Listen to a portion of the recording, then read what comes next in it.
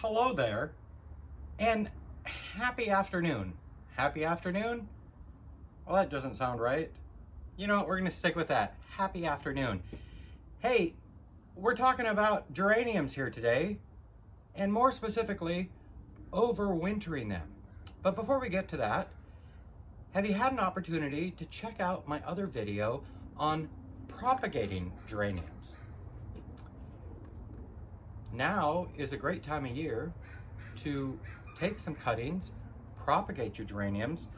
Here are some examples of those I put together, propagated in my how-to video on how to propagate geraniums. You can see they're still doing very well. I'm keeping them in the greenhouse. We've got a couple varieties. I took cuttings from a number of these. I have a bunch more in the greenhouse. And oh my gosh, as I was getting ready for this video, I really realized I've got a lot of geraniums. And you know what? This variegated one, this was the last geranium I purchased. And I purchased that 3 years ago. Last winter, I propagated it, and now I have 2 in larger pots, as well as I've given away a number of them, as well as I have some smaller ones in some other pots. So they're kind of hanging out everywhere. What a prolific grower, or maybe it was just in the right spot this year. You know, it's all about, right place for the right plant. And while we're talking about geraniums, keep in mind, when you're out there talking with other folks about geraniums, this is what many of us commonly know as a geranium. But in fact, a true geranium is not what you see here, but a much smaller plant with smaller flowers that is actually cold hardy. So if you find a true geranium, those are in fact cold hardy. You could plant those, and boy, those are cold hardy, I believe, down to zone 4. I'm in 8B, so they should thrive. I have not looked for them because I love these. These are actually called pelargoniums, but for the rest of this video and probably the rest of my life, I, like many others, will just call these geraniums. So let's get to it and see what we can do. I'm just going to move a few things away. So as you can see here, it's fall. You want to do this before your first frost, ideally on a nice day, and that's only for comfort's sake. Do it on a nice day. Get your geraniums together, and you're going to want a paper bag, or I have found that boxes work nice to store them. And what we're going to do is we're going to store them bare root I'm going to store mine in the garage. It doesn't freeze there. The key is you want to store it somewhere where it's not going to freeze. You want to keep them in a dark, cool, dry area. So for me, it's going to be my garage in these cardboard boxes. You could also use paper bags. That will work great. And you know what? If you don't have time for that and you have the space, just trim the pots back and throw those in the garage or throw those in the greenhouse and take care of it. So let's get to actually what we're going to do with these pots, these potted plants, so we can start having some fun. I have gotten together I have my handy dandy soil knife. I have my garden shears, aka scissors I stole from my wife's craft room years ago. I have a little trowel in case I need it. I have my boxes. I have a number of these boxes that I acquired. I have a bucket for some clippings, and I have a wheelbarrow for extra soil that I'll put elsewhere. And then I can just stack up my empty pots in an area and have a lot more space in my greenhouse. So first things, let's get rid of this one. This is a Martha Washington geranium. You'll notice it's got that different leaf. This one I am actually going to just clean up. I'm going to leave it in its pot, and I'm going to put it as is in my greenhouse, just because I don't know how well these will overwinter. And by next year, I will have multiple of these so that I can test that, and then we can revisit. Hey, and while you're waiting for me to get my act together, if you haven't already, go ahead and hit that subscribe button. Next spring, I will do a how-to video on showing you what to do to get these guys growing again in the spring. So we're gonna start with this one right here. This one you can see, this one grew very large. We don't need that much. And again, great opportunity for propagating. Get yourself some soil, a little root hormone, and just stick them in the soil. But this one's quite large. So what I am going to do is I'm going to trim that back some because I want it to fit in the box that I'm going to put it in.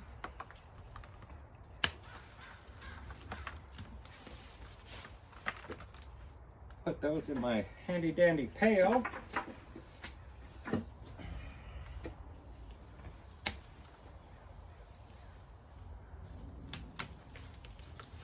One of the benefits about overwintering your geraniums, however you choose, if you choose my method of putting them in a paper bag or a paper box and storing them in the garage, or you could also treat them for pests, bring them in the house, let them grow, just let them grow in your house over winter. But some of the benefits are each year they will get bigger, stronger, healthier, more gorgeous, more impressive. They'll just become just those amazing plants that when your guests come over, they're like, oh my gosh, what is that? How long have you had that? You know, and every gardener likes to have that sort of attention on their plants.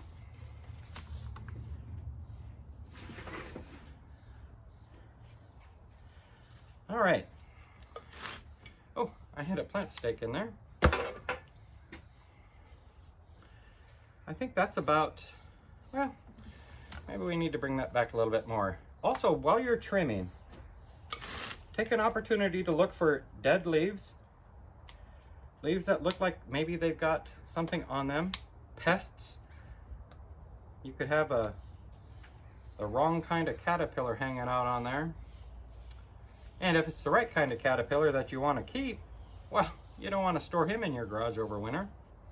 So I am just going through right now and I'm trimming the dead off, and then I'm checking the stalks, the stem, and I'm looking for rot, and I'm coming in and cutting those out. We don't want that to, we're going to cut right below that. We don't want that to spread while it's in storage.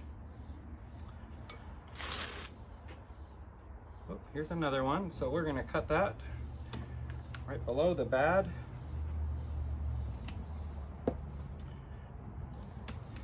So, I'm not sure if you can see that. You know what? Now would probably be a good time for something up close.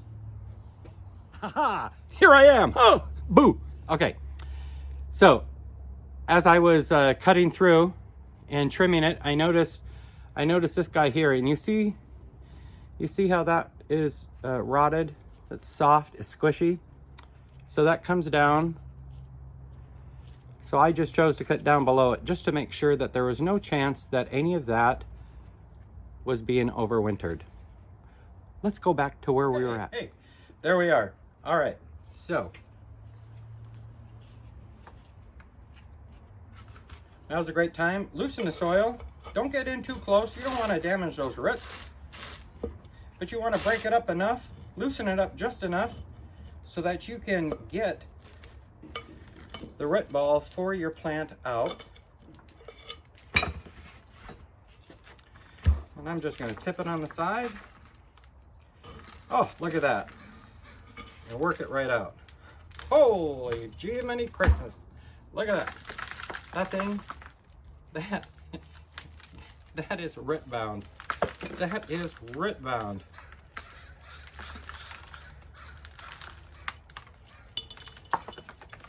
Oh, I had some gravel in there.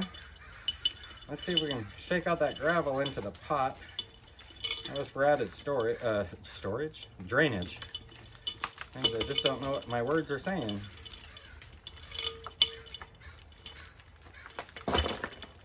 Wow. I found a rock. Okay, so apparently I get creative when I'm doing that. All right. Now I'm just going to gently, over my wheelbarrow, gently loosen that, break that up.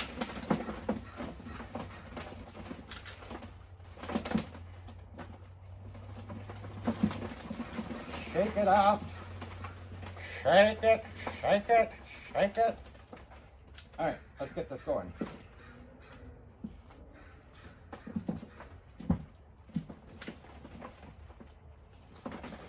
Wow. Okay, we just got to keep going at it. Keep going at it.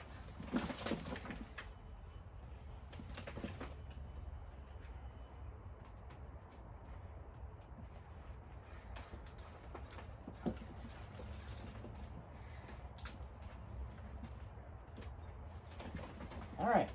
Wow.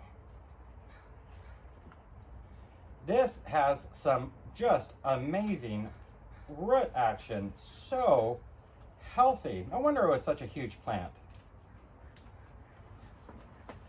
Now, it's been my experience that if you had a plant that you just bought this year, and perhaps it didn't do real well, it didn't get very big, poke around in the soil a little bit, there's not a lot of root action there, you may not have a lot of success storing it bare root, and at that point I would recommend either bringing it in the house for it to continue to grow in the house with you. It can be, you know, your adopted family member for the winter, or putting it in the greenhouse. Okay, then I am just going to, so wow, look at all this root. I'm just going to trim these roots just a little bit.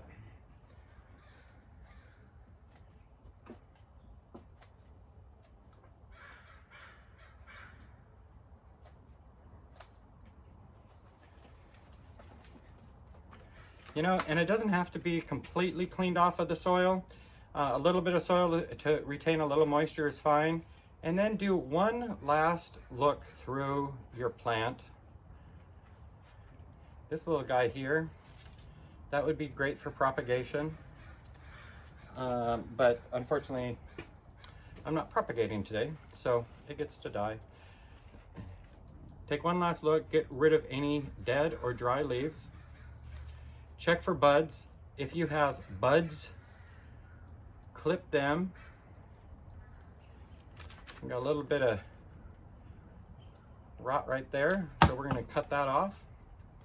And any distorted leaves that have some yellowing or crispiness going on, get rid of those.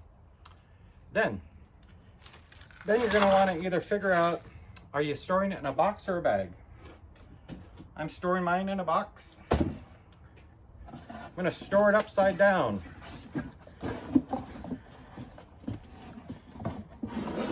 And guess what? I didn't cut enough back for it to fit in a box. So let's go back through here and just get a little more aggressive at it.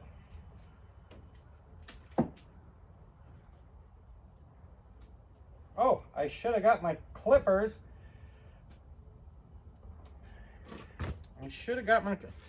Hang on one moment.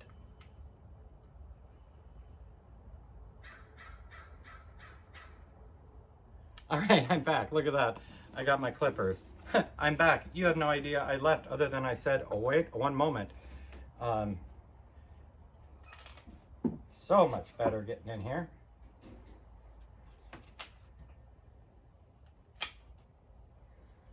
All right, now it fits. It fits inside the box. Now this box is big enough, I'm gonna put this one, this other variegated one in as well. And then I'm just gonna close the box up. I am going to, with my handy dandy Sharpie, I will label it appropriately. I will just put variegated G, because it's the only thing I'm putting in a box that starts with a G, geranium. Maybe I'll mix it up and put a P, pelargonium. But it's the variegated one, and that way I'll know what I got going on. and then some of the other one, white one, pink one, or fuchsia, pink one. And then some of my hanging baskets I'll put together, which were a variety of different colors. So I am going to spend the next hour or so going through and getting the rest of these prepared, sealed up. And by sealed up, I mean just the box closed up. Now remember, the key is dark area, cool, 50 to 60 degrees. Key is you don't want them to freeze. And then check on it every couple, or every, I don't know, 3 to 4 weeks, every month. Maybe every holiday, make it a point to check on them, because you want to make sure that they haven't developed any mold. Nothing looks crazy. You haven't had any pests that happen to climb in the box with them, so that you can remove those. If it looks like it's really horribly drying out, then I would recommend getting like a pail of water, giving it a good dip in the pail of water just so it can absorb some of that moisture. Take it out, shake it off, and then put it back in your box. But you should be fine. And then what is recommended then is, 6 to 8 weeks. 6 to 8 weeks before your last frost, get these out, get them potted up so that they can start growing. And then after the last frost has occurred and the daytime temperatures are warming, then you can start acclimating them to the outdoors once again and put them where you need them to be so that you can enjoy them all summer, and then sit back and just be amazed at how well they grow. But again, I'll have a video next spring showing you how I get them started so that you can follow along. I hope you found this informative. I hope you give it a shot. I hope it works well for you. And I always like backup plans. Thus, I went through and got a number of them propagated, and those are growing in my greenhouse happily, but not taking up the space that all these giant pots and giant plants would take, so I can have some other fun in my greenhouse this winter. All right, you have a great fall, and happy gardening.